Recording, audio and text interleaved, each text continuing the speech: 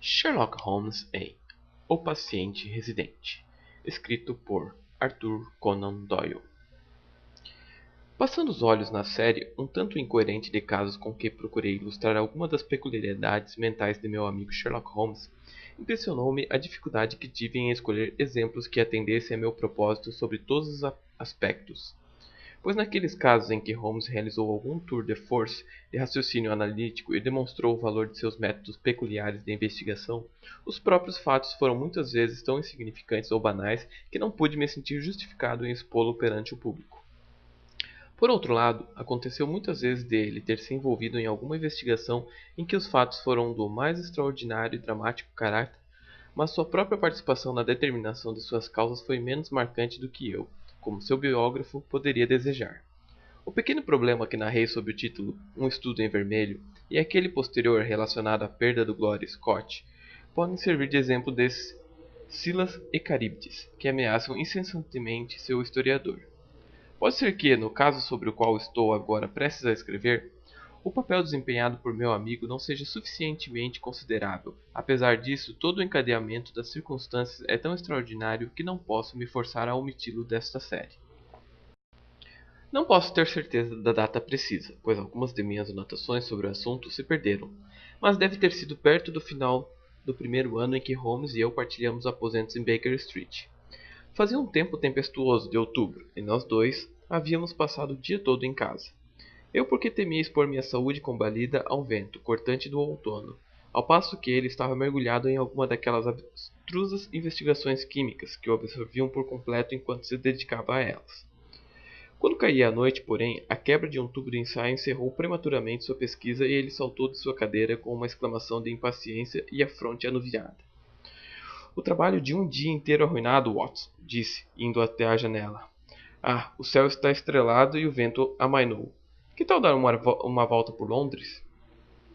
Enfarado de nossa pequena sala de estar, concordei com prazer e agasalhei-me até a altura do nariz, contra o ar penetrante da noite.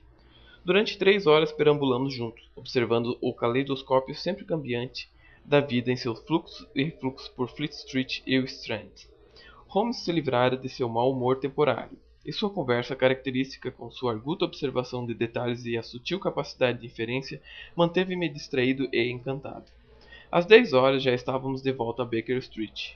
Um Brougham esperava à nossa porta. De médico. De um clínico geral, pelo que vejo, disse Holmes. Não faz muito tempo que está clinicando, mas tem bastante trabalho. Veio nos consultar, imagino. Que sorte temos voltado. Eu estava suficientemente familiarizado com os métodos de Holmes para ser capaz de acompanhar seu raciocínio, e ver que a natureza e o estado dos vários instrumentos médicos na cesta de vime que pendia da lanterna do interior do Brougham lhe haviam fornecido os dados para esta rápida dedução. A luz em nossa janela lá em cima mostrava que essa visita tardia era de fato para nós. Com alguma curiosidade quanto ao que nos poderia ter enviado um colega médico a uma hora daquela, segui Holmes rumo ao nosso santuário. Um homem pálido, de rosto fino e costeletas ruivas, levantou-se de uma cadeira junto ao fogo quando entramos. Não devia ter mais de 33 ou 34 anos, mas sua expressão abatida e cor enfermiça falavam de uma vida que lhe havia minado a força e roubado a juventude. Suas maneiras eram nervosas e tímidas, como as de um cavalheiro sensível, e a mão magra e branca que pousou no consolo da lareira ao se levantar era de um artista, não a de um cirurgião. Seus trajes eram discretos e escuros. Uma sobrecasaca preta, calça escura e um toque de cor na gravata. Boa noite, doutor, disse Holmes alegremente. Estou satisfeito por ver que só esperou uns poucos minutos. Falou com meu cocheiro, então? Não, foi a vela na mesinha que me informou. Por favor, sente-se novamente e deixe-me saber em que posso ser útil. Meu nome é Dr. Percy Trevelyan, disse nosso visitante, e moro em Brook Street, número 403. Não é o autor de uma monografia sobre lesões nervosas obscuras? Perguntei. Suas faces pálidas ruborizaram-se de prazer ao ouvir que eu conhecia sua obra. Ouço falar desse trabalho tão raramente que pensei que estava inteiramente esquecido, disse ele. Meus editores me dão notícias das mais desalentadoras sobre a sua venda. O senhor é médico, presumo? Um médico do exército aposentado. Meu hobby sempre foram as doenças nervosas. Teria desejado fazer delas minha especialidade absoluta, mas é claro, temos de nos contentar com o que se oferece para começar. Mas isso não vem ao caso, Mr. Sherlock Holmes, e sei perfeitamente o quanto seu tempo é precioso. O fato é que uma sequência de eventos muito singulares ocorreu recentemente em minha casa, em Brook Street, e esta noite eles chegaram a tal ponto que me pareceu impossível esperar mais uma hora antes de pedir seu conselho e assistência. Sherlock Holmes sentou-se e acendeu o cachimbo.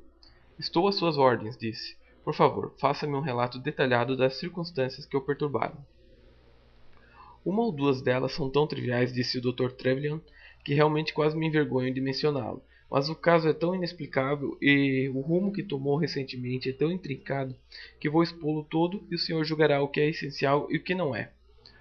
Sou obrigado para começar a dizer alguma coisa sobre minha própria carreira universitária. Formei-me pela Universidade de Londres, e tenho certeza de que não pensarão que estou me gabando indevidamente se disser que minha carreira estudantil foi considerada muito promissora pelos meus mestres. Depois de me formar, continuei a me dedicar à pesquisa, ocupando um cargo pouco importante no King's College Hospital, e tive a sorte de despertar considerável interesse com minha pesquisa sobre a patologia da catalepsia, e por fim de ganhar o prêmio e a medalha Bruce Pinkerton pela monografia sobre lesões nervosas a que seu amigo acaba de aludir. Não estaria exagerando se dissesse que havia na época uma impressão geral de que eu tinha uma carreira ilustre pela frente. O único grande obstáculo consistia em minha falta de capital. Como o senhor compreenderá prontamente, um especialista com ambições elevadas é obrigado a começar numa de uma dúzia de ruas na área de Cavendish Square, que envolve todos os enormes aluguéis e despesas com equipamento. Além dessa despesa inicial, deve estar preparado para se manter durante alguns anos e alugar uma carruagem e um cavalo apresentável. Isso estava muito além de minhas possibilidades, e tudo que eu podia esperar era, economizando, conseguir amealhar em 10 anos o bastante para me permitir abrir meu consultório. De repente, no entanto, um incidente inesperado abriu uma perspectiva inteiramente nova para mim. Foi a visita de um cavalheiro chamado Blessington, que me era um completo estranho. Ele foi ao meu quarto um dia e passou imediatamente a tratar de negócios. O senhor é o mesmo Percy Trevelyan, que teve uma carreira tão eminente e foi agraciado com um grande prêmio recentemente? Assenti. Responda-me francamente, pois verá que isso é de todo o seu interesse. O senhor tem toda a inteligência que faz um homem de sucesso. Tem também o tato? Não pude deixar de sorrir diante da intempestividade da pergunta. Acredito ter uma boa dose. Nenhum mau hábito não é chegado a um copo, hã? Francamente, senhor. Tem razão, está certo. Mas eu tinha de perguntar. Com todas essas qualidades, por que não está clinicando? Sacudiu os ombros. Vamos, vamos, disse ele, à sua maneira estabanada. É a velha história. Tem mais nos miolos do que no bolso, não é? Que diria se eu instalasse em Brook Street? Encarei-o espantadíssimo. Oh, faria isso no meu próprio interesse, não no seu, exclamou ele. Vou ser inteiramente franco com o senhor, e se isso lhe convier, me convirá muito bem. Tenho alguns milhares para investir, entende, e acho que vou aplicá-los no senhor. Mas a troco de quê? Perguntei, ofegante. Bem, é uma especulação como outra qualquer, e mais segura que a maioria. E eu, o que devo fazer? Eu lhe direi. Vou alugar a casa, mobiliá-la, pagar as criadas e administrar tudo. O senhor terá apenas de usar a cadeira do consultório. Vou lhe dar dinheiro para suas pequenas despesas e tudo do que precisar. Depois o senhor me entregará 3/4 do que ganhar e ficará com o outro quarto. Essa foi a estranha proposta, Mr. Holmes, com que esse Blessington se aproximou de mim. Não vou aborrecê-lo com o relato da negociação. O resultado foi que me mudei para casa no Lady Day e comecei a clinicar nas condições que ele havia sugerido. Ele tinha um coração fraco, ao que parecia, e precisava de supervisão médica constante. Transformou os 2 melhores aposentos do segundo andar em uma sala de estar e um quarto de dormir para si mesmo. Era um homem de hábitos singulares, evitando companhia e saindo muito raramente. Sua vida era irregular, mas sob certo aspecto ele era a própria regularidade. Toda noite, à mesma hora, entrava no consultório, examinava os livros, separava 5 shillings e 3 pence de cada guinéu que eu tinha ganhado, e levava o resto para o cofre que tinha em seu quarto. Posso dizer com certeza que ele nunca teve motivo para se arrepender de sua especulação.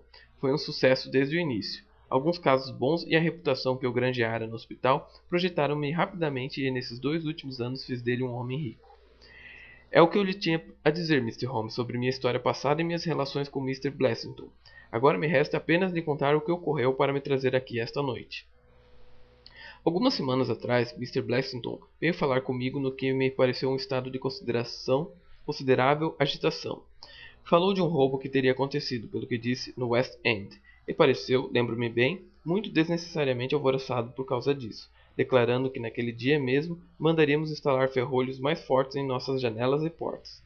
Durante uma semana ele continuou num peculiar estado de inquietação. Estava sempre vigiando pelas janelas e deixou de fazer a rápida caminhada que costumava ser o prelúdio de seu jantar. Suas maneiras deram-me a impressão de que ele estava mortalmente apavorado com alguma coisa ou alguém, mas quando o interroguei a respeito, mostrou-se tão agressivo que fui obrigado a desistir. Pouco a pouco, com o passar do tempo, seus medos pareceram desvanecer, e ele retomara seus antigos hábitos, quando um novo fato o reduziu ao deplorável estado de prostração em que se encontra agora. O que aconteceu foi o seguinte: 2 dias atrás eu recebi a carta que lerei agora para o senhor. Não tem endereço nem data. Um nobre russo, que reside atualmente na Inglaterra, gostaria de recorrer à assistência profissional do Dr. Percy Trevelyan. Tem sido vítima há alguns anos de ataques catalépticos, mal no qual o Dr. Trevelyan é uma autoridade reconhecida. Pretende visitá-lo amanhã por volta das 5h15 da tarde, se for da conveniência do Dr. Trevelyan estar em casa. Esta carta interessou-me profundamente, porque a principal dificuldade no estudo da catalepsia reside na raridade da doença.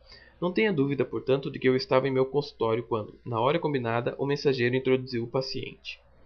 Era um homem idoso, magro, sério e comum, em nada correspondendo à ideia que se tem de um nobre russo. Fiquei muito mais impressionado com a aparência de seu companheiro. Este era um rapaz alto, surpreendentemente bonito, o rosto sombrio, carrancudo e os membros e o peito de um Hércules. Tinha a mão sobre o braço do outro, quando entraram, e ajudou a se sentar com delicadeza que dificilmente se seria esperado de alguém com sua aparência. O senhor vai me desculpar por ter vindo, doutor, disse-me ele, falando inglês com um ligeiro ceceio. Este é meu pai, e a saúde dele é um assunto de máxima importância para mim. Fiquei tocado por seu zelo filial. Talvez o senhor deseje assistir à consulta, disse eu. Por nada neste mundo, exclamou com um gesto de horror. Isso é mais penoso para mim do que posso expressar. Se tivesse de ver meu pai num desses aflitivos ataques, estou convencido de que não sobreviveria. Meu próprio sistema nervoso é excepcionalmente sensível. Com sua permissão, ficarei na sala de espera enquanto o senhor examina o caso de meu pai. Concordei, é claro, e o rapaz se retirou. O paciente e eu mergulhamos então numa discussão sobre o caso, da qual tomei notas exaustivas. Ele não se distinguia pela inteligência, e suas respostas eram muitas vezes obscuras, o que atribuía a seu conhecimento limitado de nossa língua. De repente, porém, enquanto eu escrevia, deixou de dar qualquer resposta às minhas perguntas, e quando me voltei para ele, fiquei chocado ao ver que estava sentado teso na sua cadeira, fitando-me com um rosto absolutamente inexpressivo e rígido. Estava mais uma vez nas garras de sua misteriosa doença. Meu primeiro sentimento, como acabo de dizer, foi de piedade e horror, mas o segundo, confesso, foi de satisfação profissional. Anotei a pulsação e a temperatura de meu paciente, testei a rigidez de seus músculos e examinei seus reflexos. Não havia nada de acentuadamente anormal em nenhuma dessas condições, o que harmonizava com minhas experiências anteriores. Eu havia obtido bons resultados, em casos semelhantes, com a inalação de nitrito de amilo, e aquela me pareceu excelente oportunidade para pôr as virtudes da substância à prova. Como a garrafa estava em meu laboratório, no térreo, deixei meu paciente sentado em sua cadeira e corri para buscá-la. Demorei um pouco para encontrá-la, 5 minutos, digamos, e voltei. Imagine meu espanto ao encontrar a sala vazia. O paciente fora embora. Meu primeiro gesto, naturalmente, foi correr à sala de espera. O filho fora embora também. A porta do vestíbulo fora fechada, mas não trancada. Meu mensageiro que recebe os pacientes está comigo há pouco tempo e nada tem de rápido. Ele espera lá embaixo e corre para levar os pacientes à porta quando toca o consultório. Não tinha ouvido nada e o incidente continuou um completo mistério. Pouco depois, Mr. Blaisdell voltou de sua caminhada, mas eu não lhe disse nada sobre o assunto, pois, para falar a verdade, ultimamente vinha me comunicando com ele tão pouco quanto possível. Bem, pensei que nunca mais poria os olhos no russo e no filho, e o senhor pode imaginar meu pasmo quando, precisamente na mesma hora, esta tarde, vi os dois entrando pelo meu consultório, exatamente como tinham feito na véspera. Sinto que lhe devo muitas desculpas por minha saída abrupta ontem, doutor, disse meu paciente. Confesso que fiquei muito surpreso. Bem, o fato é que quando eu me recobro desses ataques, minha mente está sempre muito confusa com relação a tudo que passou antes. Despertei no que me apareceu uma sala estranha e dirigi-me para a rua, em meu atordoamento enquanto o senhor estava ausente. Eu, disse o filho, vendo meu pai sair pela porta da sala de espera, pensei naturalmente que a consulta terminara. Foi só quando chegamos em casa que comecei a compreender o que realmente se passara. Bem, disse eu rindo, não houve consequências graves. exceto terem me deixado terrivelmente perplexo. Portanto, se o senhor fizer a gentileza de passar à sala de espera, ficarei feliz em continuar nossa consulta. Não tão abruptamente interrompida. Durante cerca de meia hora discuti com o velho cavalheiro sobre seus sintomas. Em seguida, após lhe fazer uma prescrição, vi-o partir no braço do filho. Como lhe disse, Mr. Blessington, geralmente preferia essa hora do dia para fazer seu exercício. Ele chegou pouco depois e subiu para o segundo andar. Passado um instante, eu o ouvi descer correndo e logo irrompeu no meu consultório como um homem enlouquecido de pânico. Quem entrou no meu quarto? Gritou. Ninguém, respondi. É mentira, berrou ele. Suba e veja. Fechei os olhos à grosseria de sua linguagem, pois ele parecia fora de si de tanto medo. Quando subimos, apontou várias pegadas sobre o tapete claro. Vai querer dizer que são minhas? Exclamou. Eram com certeza muito maiores que quaisquer pegadas que ele poderia ter deixado, evidentemente muito recentes. Choveu forte esta tarde, como sabe, e os dois pacientes haviam sido as únicas pessoas que eu recebera. Provavelmente, portanto, o homem que ficara na sala de espera havia, por alguma razão desconhecida, subido ao quarto do meu paciente residente enquanto eu estava ocupado na outra sala. Nada fora tocado ou levado, mas ali estavam as pegadas para provar que a invasão era um fato indubitável. Mr. Blessington pareceu mais nervoso com aquilo do que eu teria julgado possível. Embora semelhante ocorrência fosse o bastante, é claro que para perturbar a paz do espírito de qualquer um. Na verdade, ele desabou chorando numa poltrona, e só a custo consegui fazê-lo falar sobre alguma coisa. Foi sugestão dele que eu viesse procurar o senhor, e naturalmente vi de imediato a conveniência disso, pois sem dúvida é um incidente muito singular, embora ele pareça superestimar enormemente sua importância. Se o senhor pudesse voltar comigo em Millbrough, seria pelo menos capaz de acalmá-lo, embora eu não tenha muita experiência de que será capaz de explicar essa inusitada ocorrência. Sherlock Holmes ouvira esta longa narrativa com uma atenção que me mostrou que seu interesse estava vivamente despertado. Seu rosto estava impassível como sempre, mas suas pálpebras haviam descaído mais pesadamente sobre seus olhos, e seu cachimbo soltara espirais de fumaça mais espessas para enfatizar cada episódio da história do médico. Quando nosso visitante concluiu, Holmes levantou-se sem uma palavra, entregou-me o meu chapéu, pegou o seu na mesa e seguiu o Dr. Trevelyan em direção à porta. Dentro de um quarto de hora, havíamos saltado a porta da residência do médico em Brook Street, uma daquelas casas sombrias e sem graça que costumamos associar a um consultório do West End. Um pequeno mensageiro nos recebeu e começamos de imediato a subir uma escada larga, bem atapetada. Mas uma singular interrupção nos deteve. A luz lá no alto foi subitamente apagada e da escuridão veio uma voz esganiçada, trêmula. Estou com uma pistola, gritou ela. Palavra que atiro se chegarem mais perto. Isto realmente chegara a ser afrontoso, Mr. Blessington, exclamou o Dr. Trevelyan. Ah, então é o senhor, doutor, disse a voz com um grande arquejo de alívio. Mas esses outros cavalheiros, são mesmo quem dizem ser? Sentimos que estávamos sofrendo um longo escrutínio lá da escuridão. Sim, sim, está tudo certo, disse finalmente a voz. Podem subir e lamento se minhas precauções os aborreceram. Enquanto falava, acendeu de novo a lâmpada a gás da escada e vimos diante de nós um homem estranho, cuja aparência, bem como a voz, revelavam nervos em mísero estado. Era muito gordo, mas em alguma época deveria ter sido muito mais gordo ainda, pois a pele se pendurava em seu rosto, em bolsas frouxas como as bochechas de um sabujo. Tinha uma cor doentia e cabelo ruivo, e ralo, parecia arrepiado com a intensidade de sua emoção. Empunhava uma pistola, mas enfiou no bolso quando avançamos. Boa noite, Sr. Mr. Holmes disse. Com certeza lhe estou muito agradecido por ter vindo.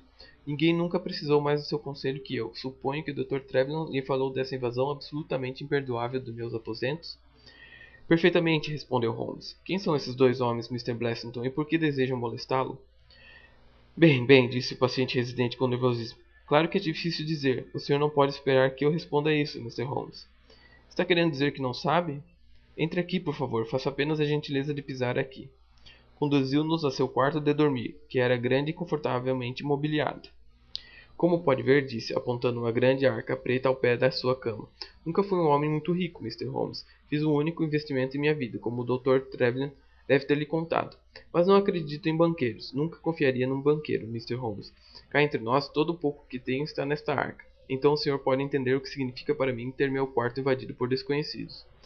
Holmes olhou para Blessington de sua maneira indagativa e sacudiu a cabeça. Não tenho como aconselhá-lo se tenta me enganar. Mas eu lhe contei tudo. Holmes deu meia volta com um gesto de repulsa. Boa noite, Dr. Trevelyan disse. E nenhum conselho para mim? Exclamou Blessington numa voz rouca. O conselho que lhe dou, senhor, é que fale a verdade. Um minuto depois estávamos na rua, caminhando para casa. Havíamos cruzado Oxford Street e percorrêramos a metade de Harley Street antes que eu conseguisse arrancar uma palavra de meu companheiro. Lamento tê-lo levado para uma missão tão despropositada, Watson, disse ele por fim. No fundo, é um caso interessante. Não consigo entender o que aconteceu. Bem, é evidente que há dois homens, mas talvez mais pelos dois, determinados por alguma razão a pôr as mãos nesses sujeitos, o Blessington. Não tenho dúvida de que tanto na primeira quanto na segunda ocasião, aquele rapaz entrou no quarto, enquanto seu comparsa, por um engenhoso estratagema, impedia o médico de interferir. E a catalepsia? Uma imitação fraudulenta, Watson, embora seja difícil para mim sugerir isso ao nosso especialista. É um estado muito fácil de imitar. Eu mesmo já o fiz. E depois? Por acaso, Blanston estava fora nas duas ocasiões. A razão da escolha de hora tão inusitada para uma consulta fora, obviamente, assegurar que não haveria nenhum outro paciente na sala de espera. Calhou, porém, que essa hora coincidiu com o exercício de Blanston, o que parece mostrar que eles não estavam muito a par da rotina diária dele. É claro que, se estivessem meramente interessados em pilhar, teriam feito ao menos alguma tentativa de se inteirar dela. Além disso, posso ler nos olhos de um homem quando é pela própria pele que teme. É inconcebível que esse sujeito tenha feito dois inimigos tão vingativos como esses parecem ser, sem ter conhecimento disso. Considero, portanto, indubitável que ele sabe quem são esses homens, e tem lá suas razões para ocultar isso. É bem possível que amanhã o encontraremos num estado de espírito mais comunicativo. Não haveria uma alternativa, sugeri eu, absurdamente improvável, sem dúvida, mas ainda assim concebível? Não poderia toda a história do russo cataléptico e seu filho ser uma invenção de Dr. Trevelyan, que teria estado para seus próprios fins nos aposentos de Blessington? Vi a luz do lampião o sorriso divertido de Holmes diante dessa minha brilhante especulação. Meu caro companheiro, respondeu, essa foi uma das primeiras soluções que me ocorreram, mas logo pude confirmar a história contada pelo médico. Esse rapaz deixou pegadas no tapete da escada que tornam inteiramente supérfluo para mim pedir para ver as que deixou no quarto. Se eu lhe disser que seus sapatos tinham bico quadrado em vez de serem pontudos como os de Blessington, e eram mais de 3 centímetros maiores que os do médico, você há de convir que não pôde haver dúvida quanto à sua individualidade. Mas podemos deixar o problema de lado por enquanto, pois ficarei surpreso se não tivermos mais notícias de Brook Street pela manhã. A profecia de Sherlock Holmes logo se cumpriu, e de maneira dramática.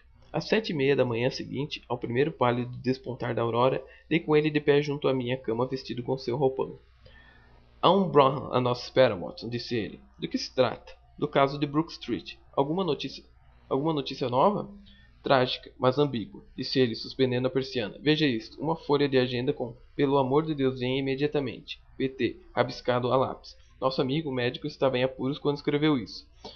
Vamos, meu caro companheiro, porque é chamado urgente.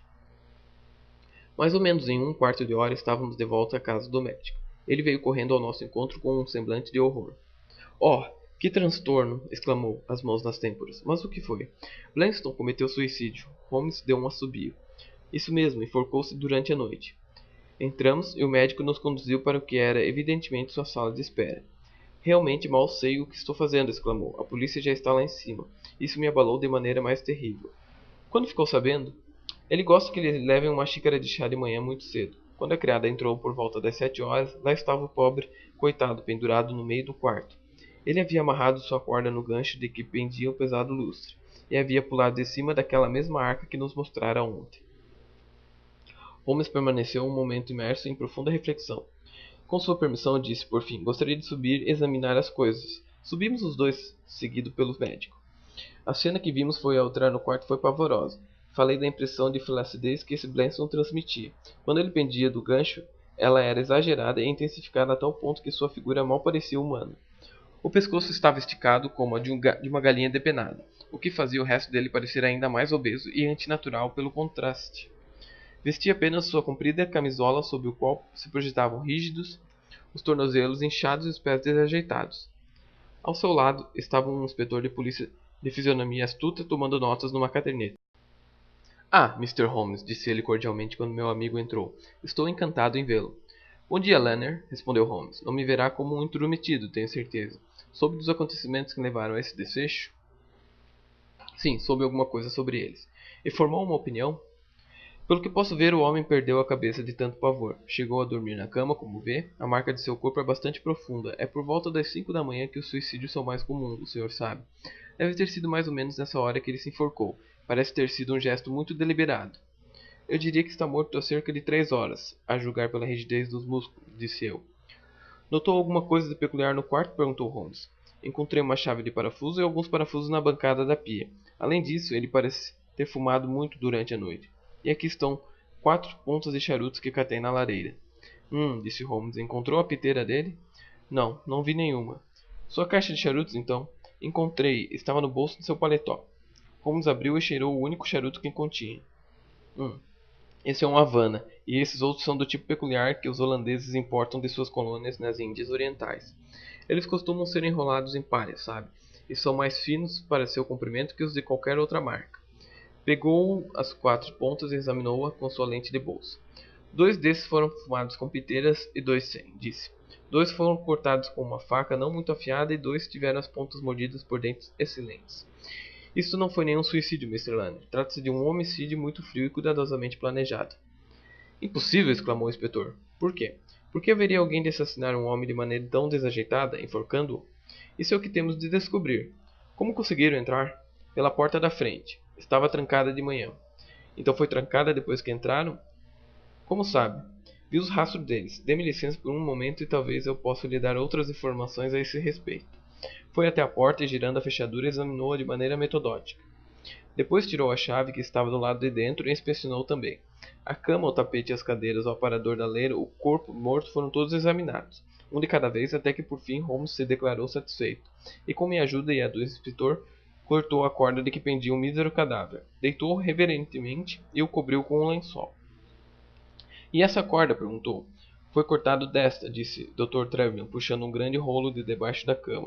Ele tinha um medo mórbido de incêndios, e sempre mantinha isso perto de si, para poder escapar pela janela caso as escadas estivessem em chamas. Isso lhes deve ter poupado um bom trabalho, disse Holmes pensativo. Sim, os fatos em si mesmo estão muito claros e ficarei surpreso se até hoje à tarde não puder lhes dar também a razão deles. Levarei esta fotografia de Blackstone que vejo sobre o aparador, pois ela pode me ajudar em minhas investigações. Mas o senhor não nos disse nada, exclamou o médico. Não pode haver nenhuma dúvida quanto à sequência dos acontecimentos, disse Holmes. Houve 3 homens envolvidos na história. O rapaz, o velho e um terceiro, de cuja identidade não tenho nenhuma pista. Nem preciso dizer que os 2 primeiros são os mesmos que se fizeram passar pelo conde russo e seu filho, de modo que podemos dar uma descrição completa deles. Se posso lhe dar um conselho, inspetor, seria o de prender este mensageiro, que, pelo entendo, o doutor está a seu serviço há muito pouco tempo. Não se consegue encontrar o diabinho, disse Dr. Trevelyan. A criada e a cozinheira estiveram procurando por ele agora mesmo. Holmes deu de ombro. Ele desempenhou um papel considerável nesse drama. Os 3 homens subiram a escada na ponta dos pés, o velho na frente, o mais jovem em seguida e o homem desconhecido atrás. Meu caro Holmes, exclamei.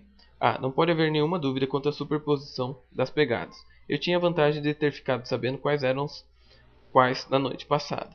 Eles subiram, portanto, ao quarto de Mr. Blessington, cuja porta encontraram trancada. Com a ajuda de um arame, no entanto, conseguiram girar a chave. Mesmo sem as lentes, os senhores perceberão pelos arranhões nessas guardas da fechadura, onde a pressão foi aplicada. Ao entrar no quarto, a primeira coisa que fizeram deve ter sido amordaçar Mr. Blessington. Talvez ele estivesse dormindo, ou talvez tenha ficado tão paralisado pelo terror que foi incapaz de gritar. Essas paredes são grossas, e é impossível que seu grito, caso tenha tido tempo de soltar, não tenha sido ouvido. Depois que o amarraram, é evidente para mim que alguma espécie de conciliábulo teve lugar. Provavelmente tratou-se de algo da natureza de um julgamento. Deve ter durado algum tempo, pois foi então que os charutos foram fumados. O homem mais velho sentou-se naquela cadeira de vime. Foi ele quem usou a piteira. O mais jovem sentou-se ali diante. Ele bateu sua cinza contra a cômoda. O terceiro sujeito andou de um lado para o outro. Blessington, acho eu, ficou sentado na cama, mas disso eu não posso ter absoluta certeza. Bem, ao fim desse conselho, eles agarraram Blessington e o enforcaram. Tudo havia sido tão bem preparado de antemão que acredito que eles trouxeram consigo algum tipo de cepo ou polia que poderiam servir de forca. Aquela chave de parafuso e aqueles parafusos destinavam-se, segundo acredito, a fixá-lo. Mas ao ver o gancho, eles naturalmente se pouparam do trabalho. Tendo terminado seu trabalho, retiraram-se e a porta da rua foi trancada atrás deles por seu cúmplice. Todos nós tínhamos ouvido com o mais profundo interesse esses sentidos dos acontecimentos da noite, que Holmes deduzira de sinais tão sutis e diminutos, que, mesmo depois que ele os mostrava para nós, dificilmente podíamos acompanhá-lo em seu raciocínio. O inspetor partiu imediatamente a toda pressa para fazer investigações sobre o mensageiro, enquanto Holmes e eu voltamos a Baker Street para o desjejum. Estarei de volta às 3 horas, disse ele, quando terminamos a refeição. O inspetor e o médico virão me encontrar aqui a essa hora, e a essa altura espero ter elucidado todas as pequenas obscuridades que o caso ainda apresenta. Nossos visitantes chegaram na hora marcada, mas já eram 15 para as 4 quando meu amigo apareceu. Mas por sua expressão ao entrar, pude ver que tudo correra bem para ele. Alguma novidade, inspetor? Descobri o garoto do senhor. Excelente. E eu descobri os homens. Descobri os homens? Exclamamos todos os três. Bem, pelo menos descobri a identidade deles. Esse, chamado Blanston, é como eu esperava muito conhecido na central de polícia, assim como seus agressores. Eles se chamam Biddle, Hayward e Moffat.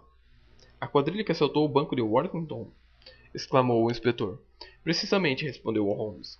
Ora, isso deixa tudo claro como cristal, disse o inspetor. Mas Trevelyan e eu olhamos um para o outro perplexo.